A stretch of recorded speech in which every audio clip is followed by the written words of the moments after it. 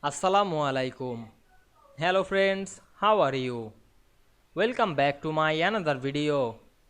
In this video, I am going to show you how to create custom border in Publisher with text. Let's get started. Firstly, we have to open a Publisher document. Now we want to create custom border in this document with some text. Go to the home menu, then click a draw text box option and draw a text box over the page.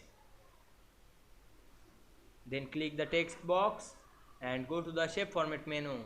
Then click shape outline option and choose any color. Then again go back this option and increase the white. Then again go back this. Then click dashes option and then put a dash. Then write anything on this text box using our keyboard. Now we can see we create custom border in Publisher with text very easily. I hope you enjoyed the video. Please like, comment, share and subscribe my channel. Thanks for watching.